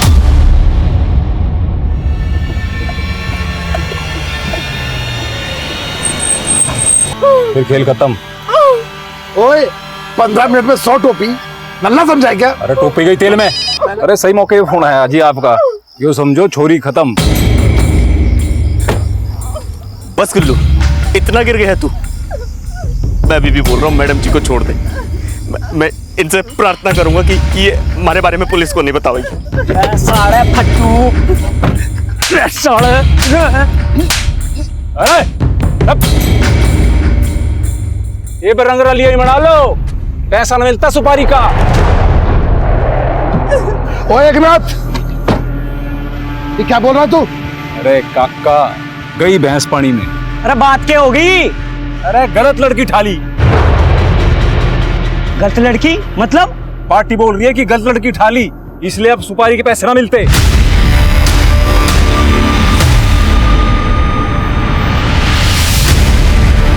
सर, ये उमाकांत तो वहीं का वहीं है। ऐसा लग नहीं रहा है कि वो ये सब करवा सकता है। इसका अंदाजा मुझे पहले से था, लेकिन राधिका के ऑफिस वालों ने उमाकांत पे शक जताया और ये शक सबसे पहले राधिका के कलीग देविका ने जताया, फिर राधिका के बॉस रितेश और बाकी स्टाफ ने भी इसको सपोर्ट किया। कहीं ऐसा तो नहीं कि ऑफिस के अंदर से ही कोई किडनैपर्स के लिए फील्डिंग कर रहा? वो पार्टी ना, वो तेरे हरियाणा में क्या कहते हैं, अटकल पंचू समझ रही है तुझे कि लड़की उठाई है तो मारेंगे ही, और फिरौती की पैसे ना देने की चाल है। तू बता पार्टी कौन है, हम निपट लेंगे। पार्टी मेरे भरोसे की है, बोला ना छोरी गलत है। अरे छोरी गलत ना है, गलत तू कर रहा है हमारे साथ। छोरी कहाँ से गलत होगी? जिस छोरी ने तूने बोला हमने उसे उठाया। कंफ्यूजन हो गई, पार्टी ने बोली ये उठाने के लिए, हमने भी उठा ली। अच्छा, और तू हमने सी बना रहा है और G4 गेम खेल रहा है हमारे साथ। यो ऊपर वाले का इशारा है, हमने गलत किया तो हमारे साथ गलत हुआ। छोरी गलत है तो उससे माफी मांग के छोड़ देते हैं उससे, फिर कुछ गलत नहीं होगा। अरे ओ हरिश्चंद्र की औलाद, जो एकनाथ तेना बहुत सच्चा लग गया है के? अरे गेम खेल रहा है हमारे साथ। ओए टोपी तो पहना दी तूने, अब 2000 वसूलने दे।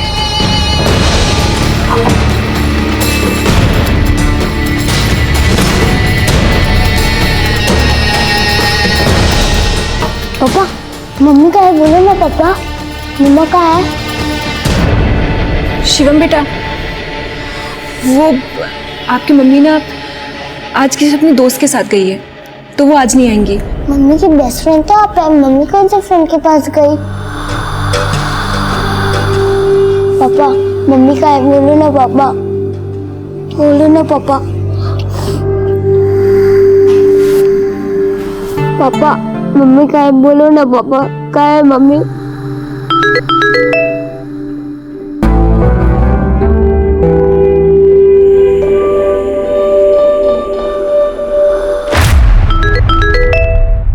क्या हुआ निमेश?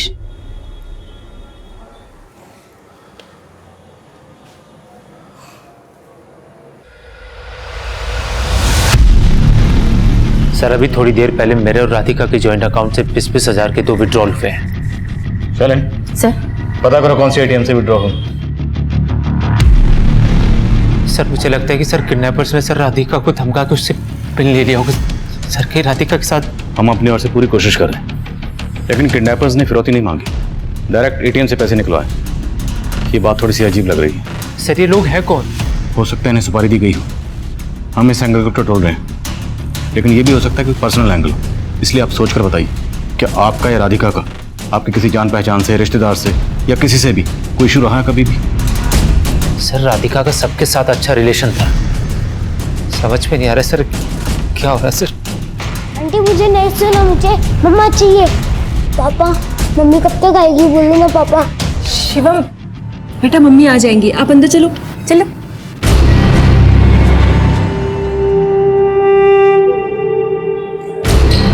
ये राधिका के कलीग देविका आपके साथ रहती है? नहीं सर, वो शिवम की वजह से यहाँ रुक गई है।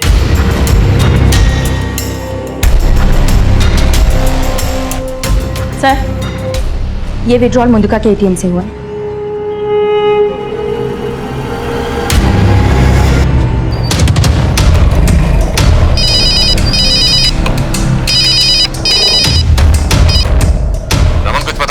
सर, नजफगढ़ और धांसा बॉर्डर के बीच हम लगातार सर्च कर रहे हैं, लेकिन पता नहीं चल पा रहा है कि किडनैपर की गाड़ी गई तो गई कहाँ। वो बहादुरगढ़ की तरफ गए होंगे। मुंडका के एक एटीएम से निमेश और राधिका के जॉइंट अकाउंट से पैसे विड्रॉ हुए। तुरंत एक टीम उस डायरेक्शन में भेजो। Okay sir. काका तो छोरी में बह गया, पर मैं ना मानूंगा बिना पैसे लिए फिरौती के। अरे बोला आज घर नहीं आऊंगा, फिर क्यों भेजा खा रही है? भेजा तो तू खा रहा है मेरा। कहाँ है तू? तुझे मालूम है सोनू आज फिर तेरे बिना खाना खाए सो गया। तूने सोनी को भूख के सोने दिया, इसलिए माँ बनाया था तैं? रहने दे रेपिस्ट, माँ नहीं, तूने मेरा रेप किया था। और तेरे इश्क में बिल्लू को मारा था, याद नहीं तन्ने? याद तू कर, सोनू के सर पे हाथ रख के कसम खाई थी तूने कि आज के बाद तू कोई गलत काम नहीं करेगा। हाँ हाँ, फोन रख।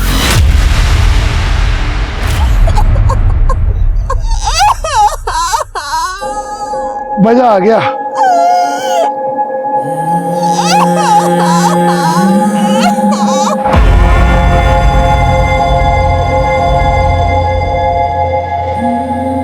अरे सुनो, ये सबका होली तो छोरी छोड़ दो। बावला हो गया क्या? पहले कहा छोरी उठाओ, फिर कहा छोरी गलत, अब कह रहा छोरी को जाने दो। छोरी गलत है, जो हेल्पर सही कह रहा था। ये छोरी गलत है तो सब कुछ गलती हो रहा हमारे साथ। ओए अंगुली माल, बड़ा साधु बन रहा है। पूरी फिरौती अकेले हड़पने का इरादा है क्या? अरे ठीक है ना, छोड़ो। एक छोरी गलत है, फिरौती तो ना मिलेगी ना।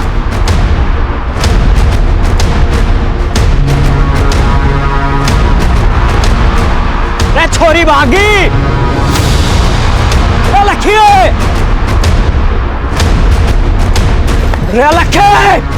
राम खोरो। मैडम जी, आप यहाँ चुप जाओ, मैं उनका ध्यान रखा क्या।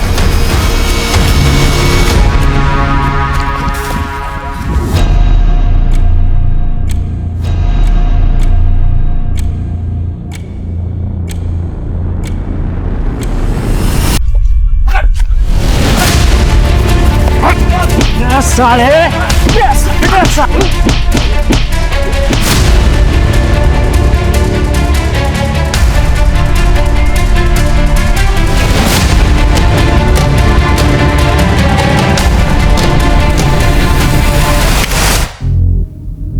कपड़े तो वही हैं सर जो राधिका ने किडनैपिंग के वक्त पहने थे।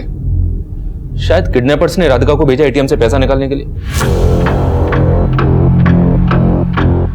तुमने बताया कि एटीएम के बाहर गार्ड भी था, उसने राधिका को नहीं देखा और किडनैपर को आइडेंटिफाई नहीं किया? नहीं सर, लेकिन उसका विश्वास नहीं किया जा सकता क्योंकि मैं जब उसके पास गया तो वो सो रहा था और एटीएम के बाहर का सीसीटीवी काम नहीं कर रहा था। एक काम करता हूँ सर, सुबह मुंडका एटीएम के आसपास का सीसीटीवी खंगालता हूँ। किडनैपर्स की गाड़ी कहीं ना कहीं तो कैप्चर हुई होगी। लेकिन रमन, सिर्फ कपड़ों से ही कंफर्म करना मुश्किल है कि लड़की राधिका ही है। मैं खबरियों को अपडेट करता हूँ सर, अगर गैंग में कोई लड़की है तो उनको आइडिया होगा इस गैंग का। रमन, काम तो ये किसी गैंग का ही है, लेकिन ये गैंग किसी दूसरे के इशारे पर काम कर रहा है। वरना तुम खुद सोचो, कोई भी किडनैपर सिर्फ 40,000 रुपए के लिए एटीएम के सीसीटीवी में कैप्चर होने का रिस्क क्यों लेगा? जरूरी है कोई बड़ा गेम है।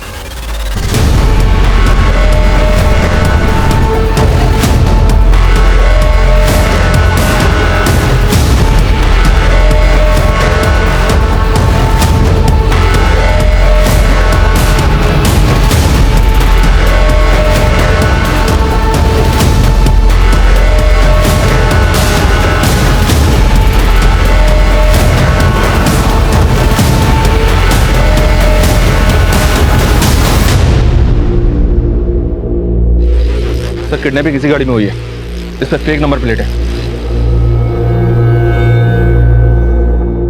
इस गाड़ी को पर्पसली यहाँ डंप किया गया और जिस दूसरी गाड़ी से वो भागे होंगे हो सकता है उस आदमी की हो। उसे ये मारकर यहाँ फेंक गए और उसकी गाड़ी लेकर भाग गए। लेकिन सर, ऐसा भी तो हो सकता है कि इस आदमी का किडनैपर्स के साथ कोई कनेक्शन हो। इस गाड़ी की चैसी से पता लगाओ कि गाड़ी किसके नाम पर रजिस्टर्ड है। मैं निमेश से मिलता हूँ, हो सकता है उस आदमी का निमेश या उसकी वाइफ राधिका से कोई कनेक्शन हो। पापा मैं जा रही हूँ। सोन बेटा। जी पापा। सुबह सुबह कहाँ जा रही है? फ्रेंड से मिलने जा रही हूँ मैं। सुमन बेटा, देखो बेटा, बोलना अच्छा तो नहीं लग रहा है लेकिन मुझे पता है पापा, मम्मी की एफडी टूटवानी है। हाँ बेटा, तुम्हारी मम्मी ने तुम्हारा फ्यूचर सोच के तुम्हें इसमें नॉमिनी रखा था, लेकिन बेटा भगवान ने अब ऐसी हालत कर दी है कि। आप टेंशन मत लो पापा, मैं लंच से पहले आ जाऊंगी, फिर चले जाएंगे बैंक। ठीक है बेटा, जा। ओके बाय पापा। बाय।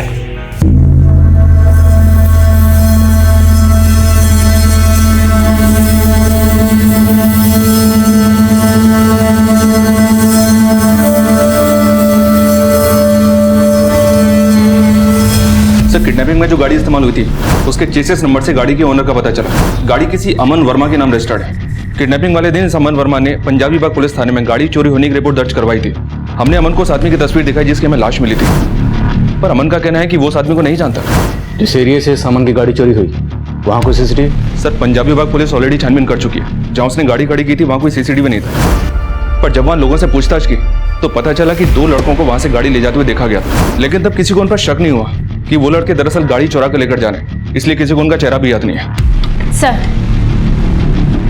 नांगलोई रनौला हाईवे के पास एक लड़की की लाश मिली है।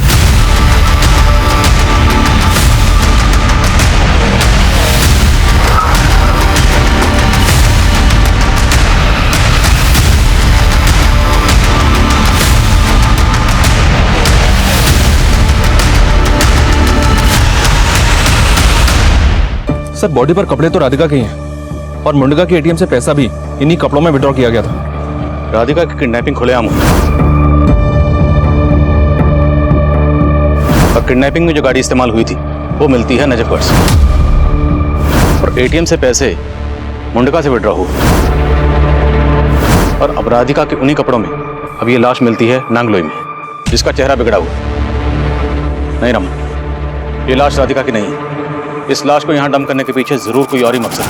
हमारा अंदाजा सही निकला, वो लाश राधिका की नहीं थी, पर हमारे इस अंदाजे को कंफर्म करने के लिए जरूरी था कि हम उस बॉडी के डीएनए को राधिका के बेटे के डीएनए से मैच करवा दें, जो हमारी इन्वेस्टिगेशन का एक प्रोसेस है। सवाल अब भी कई थे, पर जिनके जवाब मिलना आसान नहीं था। पहला सवाल, अगर वो लाश राधिका की नहीं थी तो फिर वो लड़की कौन थी जिसे मारकर उसे राधिका के कपड़े पहना दिए गए, और वो आदमी कौन था जिसकी लाश हमें किडनैपिंग में इस्तेमाल हुई गाड़ी के पास मिली। और सवाल यह भी था, क्या मुंडका के एटीएम से पैसे खुद राधिका ने ही विड्रॉ करवाए थे? क्या यह सब कुछ किसी बड़ी साजिश का हिस्सा था?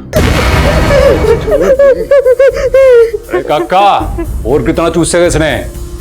तेरा जीना भर अब तक इससे ना, तब तक जीना भरेगा जब तक तू ये नहीं कह देता ये लड़की ही सही है। अरे फिर वही बात करेगा। तू भी तो नहीं सुन रहा। दूसरी बात बता दे, पहली वाली कौन है, हम ठा लाएंगे भाई। अरे पार्टी फोन न उठा रही मारा, भरोसा उठ गया उसका हम पे तय। और इस हेल्पर से विश्वास ना उठा। लड़की भगाई से तेरी वजह से, और तुझे जिंदा छोड़ाया। अरे तन्ने उस लंबी कहानी को मार के पहले काम बिगाड़ दिया था। अब मैं इस हेल्पर को भी वहीं जंगल में छोड़ाता मरता, ताकि पुलिस इसकी पहचान करती और हमारे पीछे पहुंच जाती। तो ये लड़की क्यों छोड़ दी भाई? ये भी तो हमारा स्केच बनवा सकती थी। अरे दिमाग खराब हो गया था हमारा। बीवी की बात तो मैं आ लिया था, इन पे तरस आ गया था मन्ने। ये भी तो चूस ली ना यो। इसके साथ इसने भी यहीं दफना दे। अब न मिली सुपारी।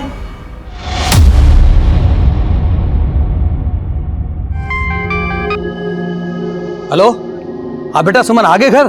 तो सुमन नाम है उसका। सुमन मेरे कब्जे में। हेलो हेलो, सुमन, सुमन बेटा, सुमन, सुमन, सुमन।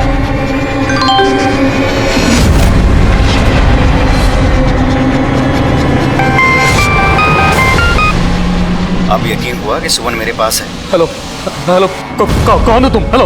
अलादीन, और तू मेरा चिराग। मैंने चिराग घिस दिया। अब तो मुझे 50 लाख दे दे, वरना अब रेप नहीं होगा सुमन का, मर्डर होगा। नहीं, देखो देखो, ऐसा कुछ मत करना, कुछ मत करना, मेरी बेटी को छोड़ दो। देखो, हेलो। तो अब 50 लाख तैयार रख, और पुलिस को बताया तो तेरी बेटी नहीं बचेगी, और उसका रेप का वीडियो इंटरनेट पे अपलोड हो जाएगा। हेलो हेलो,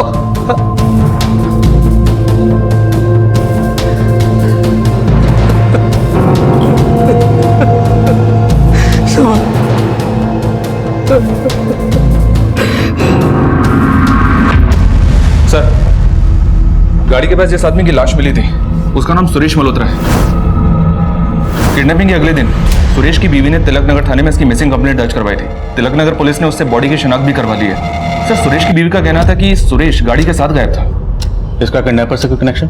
फिलहाल तो ऐसा कुछ पता नहीं चला सर। एक नॉर्मल सा बिजनेस क्लास आदमी था सुरेश। जरूरी है सुरेश भी किडनैपर्स का विक्टिम रहा होगा। मुंडका के आसपास जितने भी सीसीटीवी हैं सबकी फुटेज चेक करवाओ। इस सुरेश मल्होत्रा से गाड़ी किडनैपर्स ने वहीं कहीं आसपास से छीनी होगी। राधिका के ऑफिस से कोई खबर?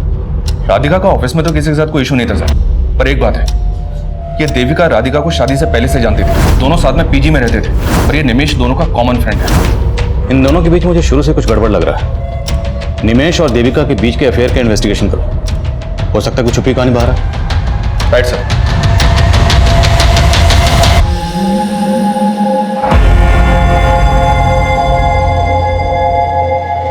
पापा अब मम्मी कभी भी नहीं आएगी।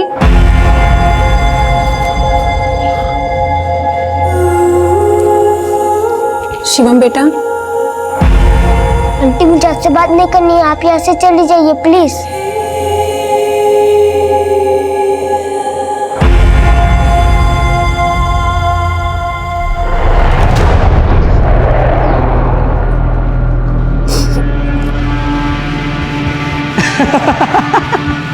रे साले, तुझे इसके साथ इसलिए छोड़ा था ताकि इसको बिन कपड़ों के देख के तेरे अंदर का शैतान जाग सके। काका रहम करो, बेचारी मर जाएगी। इससे तो मौत ही अच्छी है। गोयल साहब देखिए, मैं 5 की जगह 7% इंटरेस्ट देने को तैयार हूं, पर मुझे ब्याज पर पैसे दिलवा दीजिए। कुछ हो सकता है? ओके ठीक है गोयल साहब।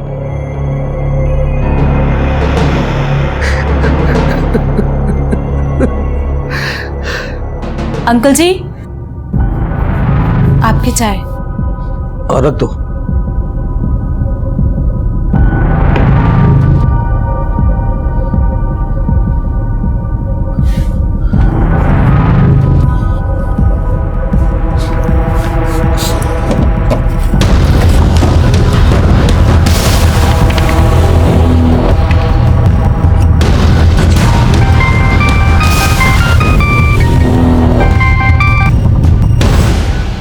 हेलो हेलो अंकल, सुमन का फोन नहीं लग रहा है। वो बेटा, वो सुमन ना मसूरी गई है मेडिटेशन क्लासेस के लिए, इसलिए उसका फोन कुछ दिनों के लिए बंद रहेगा। Okay uncle. ओके बेटा।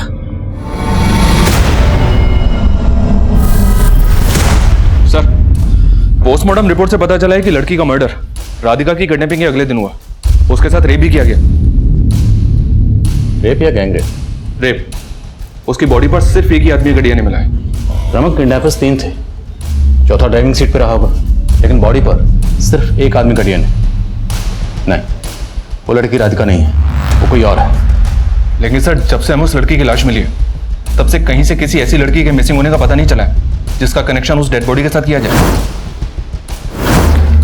सर, किडनैपिंग वाली रात को मुड़का के एटीएम के पास के एक सीसीटीवी फुटेज में सुरेश मल्होत्रा की गाड़ी कैप्चर हुई है। ये देखिए सर, गाड़ी का नंबर अलग है, शायद अलग नंबर प्लेट का इस्तेमाल किया गया होगा, लेकिन सर गाड़ी का रंग और मॉडल वही है जो सुरेश की गाड़ी का है। सुरेश की पोस्टमार्टम रिपोर्ट के हिसाब से उसका कत्ल किडनैपिंग के 2 घंटे पहले हुआ और अमन वर्मा की गाड़ी भी 2 घंटे पहले ही चुराई गई। मतलब साफ है, किडनैपर्स ने पहले से प्लान कर रखा था कि जिस गाड़ी में किडनैपिंग होगी उसे डंप करके वो दूसरी गाड़ी में आगे बढ़ेंगे। काफी शातिर और प्रोफेशनल किडनैपर्स लगते हैं। सर, राधिका से जुड़े किसी भी आदमी का किसी कॉन्ट्रैक्ट किलर से कांटेक्ट होने की कोई लीड नहीं मिली है और निमेश और देविका के कॉल रिकॉर्ड में भी अफेयर का कोई एंगल नहीं मिल रहा है सर। लेकिन सर, राधिका के कलीग से एक बात पता लगी कि राधिका का बॉस रितेश काफी रंगीन मिजाज का इंसान है। ऑफिस की कई लड़कियों के साथ उसका अफेयर होने की अटकलें भी हैं। इस रितेश का राधिका से कोई अफेयर? नो सर, राधिका के कॉल रिकॉर्ड से ऐसा कुछ नहीं दिख रहा है, लेकिन सर दोनों एक ही ऑफिस में थे, शायद कुछ हो। सर, अगर ऐसा है तो रितेश और निमेश दोनों का मोटिव बनता है, पर हम तो ये मानकर चल रहे हैं ना कि बॉडी राधिका की है ही नहीं, तो इन सारी एंगल्स को हम रूल आउट कर सकते हैं। रमन, जहां पे क्राइम हुआ और जितने भी एंगल हमारे सामने हैं, सबको टटोलते रहेंगे और तब तक टटोलते रहेंगे जब तक कोई सिरा हाथ नहीं लगता और इस क्राइम का असली मकसद सामने नहीं आता। कहाँ गया था? घर गया था बीवी बच्चे से मिलने के लिए। हमारी बीवी का मना है, अगर मैं ना जाता ना तो वो पहुंच जाती पुलिस स्टेशन। अच्छा, फिरौती के पैसे लेने गया था ना, घर जाके रख के आया है। देख काका और गुल्लू, तुम दोनों दोस्त हो, इसलिए इतना सुन रहा हूं, समझो यार। कभी कभी गलती हो जाती है, अब आगे बढ़ लो। अरे तू भी तो आगे नहीं बढ़ रहा, बता दे कौन है सही लड़की, हम उसे ठालाएंगे, फिर तो मिलेंगे ना सुपारी के पैसे। अरे पार्टी घास ही न डाल रही, विश्वास उठ गया हमसे। मैंने तो लग रहा है कि उन्होंने किसी और से कांटेक्ट कर लिया।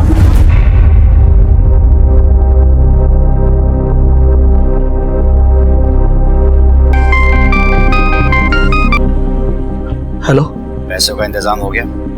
हाँ, अभी सिर्फ 10 लाख का इंतजाम हो पाया है।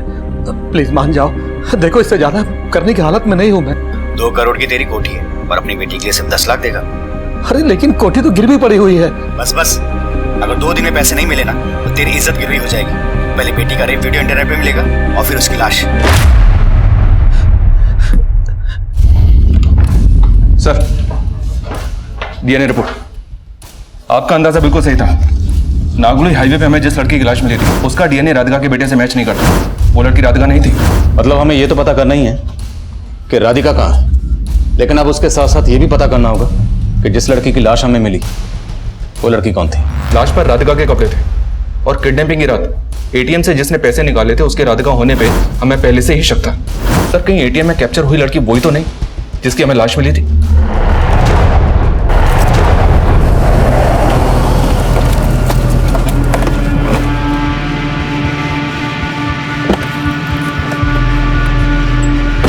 गुल्लू, तू देख ले काका जवान हो लिया। अरे काका तो बचपन से जवान है और तू महाकमीना। पहले लड़की से पैसे निकलवाए, फिर मेरे सर पर घोड़ा रखकर मुझे एटीएम ले गया। अरे क्यों बलि का बकरा बना रहा है? लड़की के खाते में 11,20,000 है, धीरे धीरे करके निकाल लो और टंटा खत्म करो, वरना बहुत बुरे फंसेंगे। ओ भाई, ऐसे टंटा नहीं खत्म होने का। हाँ, अब अरे सोनू ने बोल दे मर गया उसका बाप। एक महीना मेरा जनाजा ही हुआ।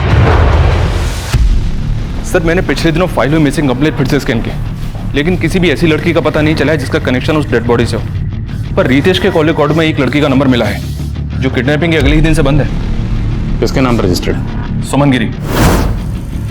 ये नंबर पंजाबी बाग के एड्रेस पे रजिस्टर्ड है। सर, सुमन मेरी फियांसे है। एक्चुअली मसूरी गई हुई है मेडिटेशन क्लास के लिए, इसलिए उसका फ़ोन बंद है। मसूरी में कहाँ? सर, ये उसके फादर को पता है क्योंकि उन्होंने मुझे बताया था कि मसूरी गई हुई है। हेलो अंकल, अब सुमन का फ़ोन नहीं लग रहा है। ओ बेटा, वो सुमन ना मसूरी गई है मेडिटेशन क्लासेस के लिए। पापा का नंबर दीजिए। 444-790। लेकिन सर, आप लोग सुमन के बारे में इतना क्या पता कर रहे हैं? बहुत जल्द पता चल जाएगा।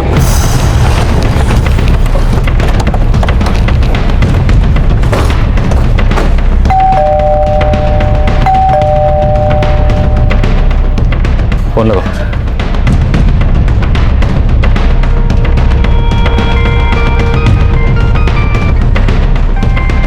सर, फोन तो घर के अंदर ही बज रहा है।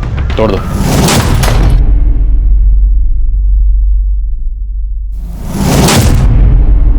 सर,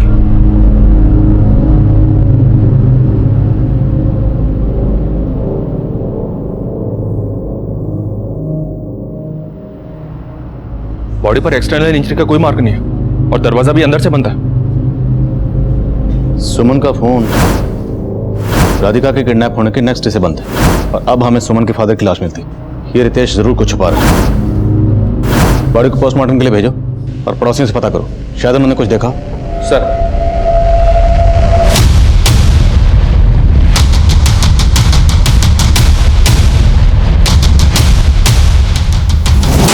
सर, ये देखिए, अंदर ये सूटकेस मिला है और इसमें काफी पैसा रखा हुआ है।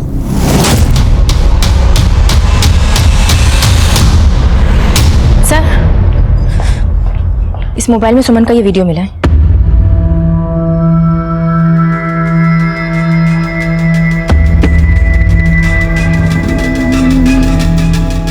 सर, ये तो बोला था कि सुमन मसूरी गई है, लेकिन सुमन के बाप के मोबाइल में ये वीडियो मिला। सर, सुमन के फादर ने ही बताया था कि मसूरी गई हुई है। अब ये बताने के लिए वो तो रहे नहीं। अब तू बता कि सुमन के बाप की मौत से सुमन के इस वीडियो की असली कहानी क्या है? सर, ये सब कुछ जानकर मैं खुद हैरान हूँ। ये नंबर 444315980 इस नंबर से आया था। किसका है? मुझे नहीं पता ये किसका नंबर है और मेरा इससे कोई लेना देना नहीं। लेना देना कैसे नहीं है? तेरी कुंडली निकाली है हमने। तू सुमन का मंगेतर था, कहीं ऐसा तो नहीं कि तेरा राधिका से अफेयर था इसलिए तुमने सुमन को रास्ते से हटाने के लिए उसका। आप ये क्या बोल रहे हैं? मेरा और राधिका से अफेयर? सर, ये सच नहीं है। तेरा अफेयर था सिर्फ राधिका से नहीं, बाकी और बहुत सी लड़कियों से। अब तू यही सच बोलेगा या तुझे थाने लेकर चले? सर, मैं सच बोल रहा हूँ कि मेरा किसी के साथ अफेयर नहीं है, लेकिन हाँ, सुमन को लगता था कि मेरा अफेयर देविका से है।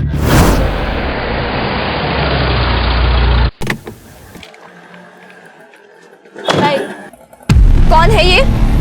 अब सुमन मेरी कलीग है, उसको भी इधर ही आना था, इसलिए मैंने उसे छोड़ दिया। तुमको इसके साथ पहले भी मैंने देखा है। सच सच बताओ क्या चल रहा है तुम्हारा इसके साथ? सुमन, तुम्हें गलत फहमी हो रही। अगर ऐसा कुछ होता तो मैं तुम्हारे साथ सगाई करता। सुमन बहुत ही शक्की है, लेकिन सर वो अचानक गायब हो गई। लेकिन मैं सच बोल रहा हूँ कि सर उसके फादर ने ही बताया था कि मसूरी गई हुई है। रमन सर, जिस नंबर से सुमन के फादर को वीडियो भेजा गया था वो नंबर अभी बंद है और वो नंबर एक फेक आईडी से लिया गया था। घर में कैसे बड़ा बैग था और सुमन की किडनैपिंग के 2 दिन बाद सुमन के रेप का वीडियो उसके फादर को भेजा जाता है। ये सब कुछ सुमन के अबडक्शन का हिंट दे रहा है। पूरे चांसेस हैं कि जिस नंबर से वीडियो भेजा गया है उसी नंबर से कोई सुमन के फादर विजेंद्र गिरी को धमका रहा होगा। उनके पड़ोसी से कुछ पता चला? हाँ सर, विजेंद्र के घर में एक मेड काम करती है। दोपहर को उसको विजेंद्र के घर से जाते हुए देखा गया था।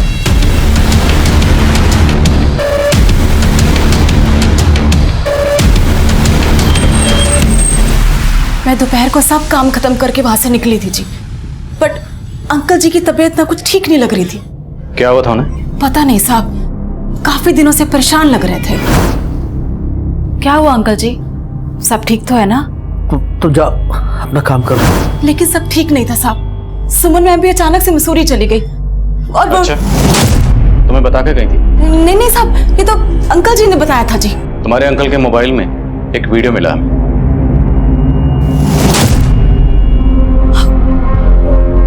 ये मसूरी की कहानी सुनाने के लिए रितेश ने कहा तुम्हें? नहीं साहब, ये तो अंकल काफी दिनों से परेशान लग रहे थे। बस फोन पे किसी ना किसी से पैसे का इंतजाम करने की बात करते थे कि वीडियो के बारे में कुछ नहीं बताया साहब।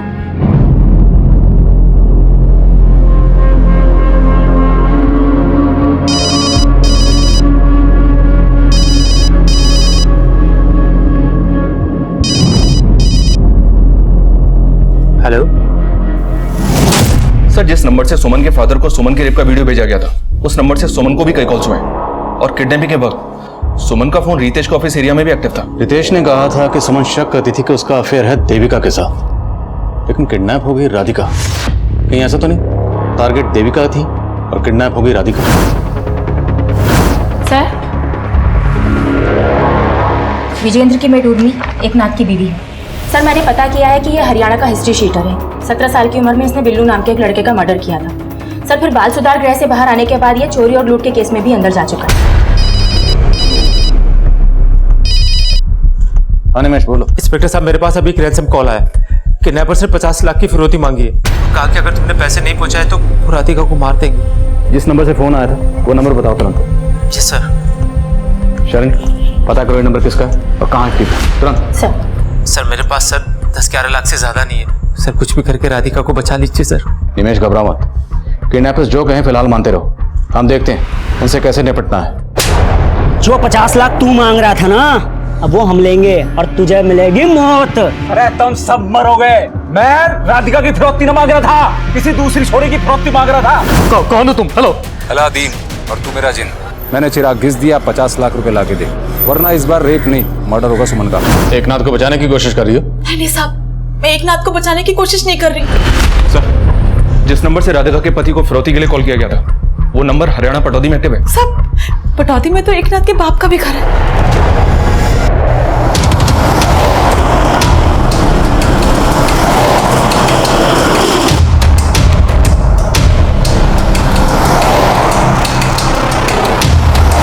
तुम सब भी मरोगे और मन नहीं मरवाओगे।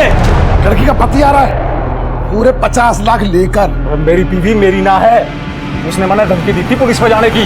बिल्कुल भी ना भरोसा करना इसका।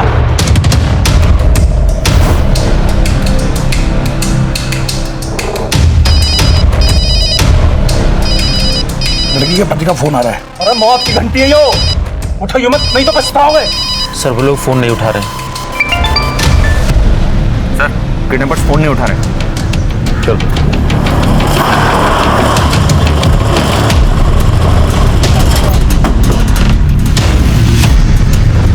साले झमेले की जड़।